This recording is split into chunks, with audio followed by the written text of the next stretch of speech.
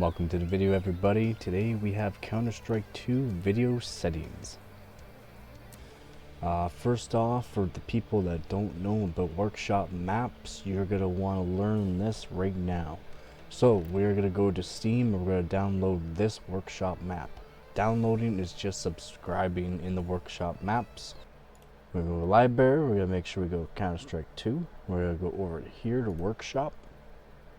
We're going to search up CS2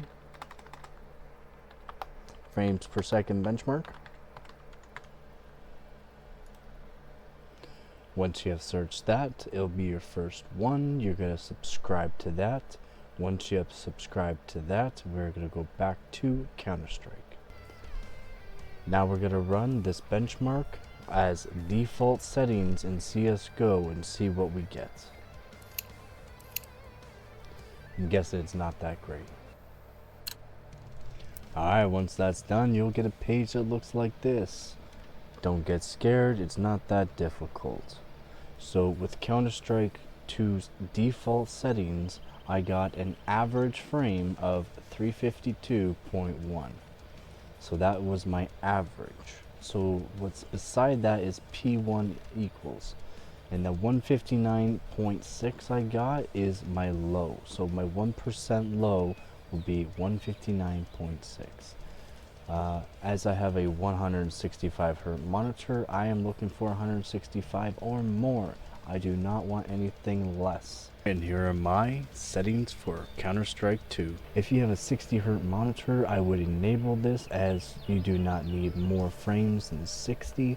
And it will also help your lower end PCs GPU not run too hot. Next off, we're going to do multi-sampling. We're going to keep this to 4 times. The global shadow quality, we're going to put this to low.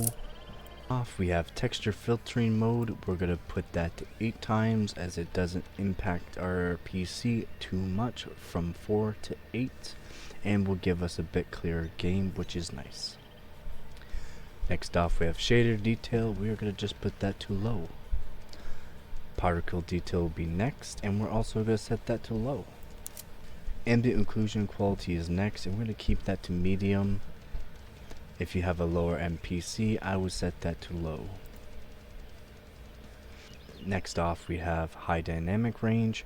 We're going to set this to performance. Even if you have a higher end PC, we're also going to keep that to performance. If you have a higher end PC, we can put it to quality.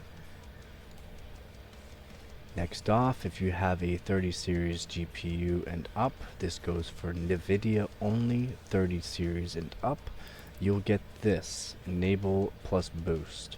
You want to have it set to enable plus boost. And that is your NVIDIA reflex latency. NVIDIA plus boost. It will help performance greatly. We have done those settings. We're going to go back to CS2 frames per second benchmark, rerun that test and see what we get. Alright, with that we got a 440 average frames per second. What a boost.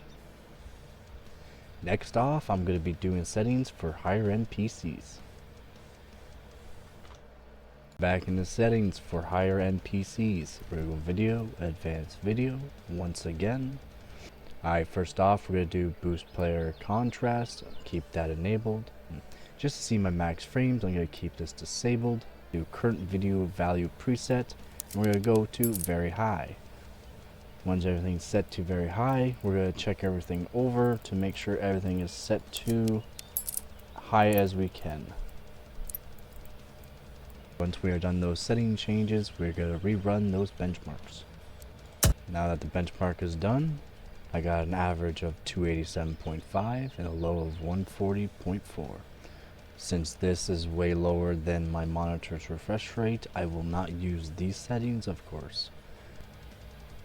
Make sure you use my settings to get more frames in Counter-Strike 2. Thanks for watching, everybody. Hope this works for you. Don't forget to subscribe.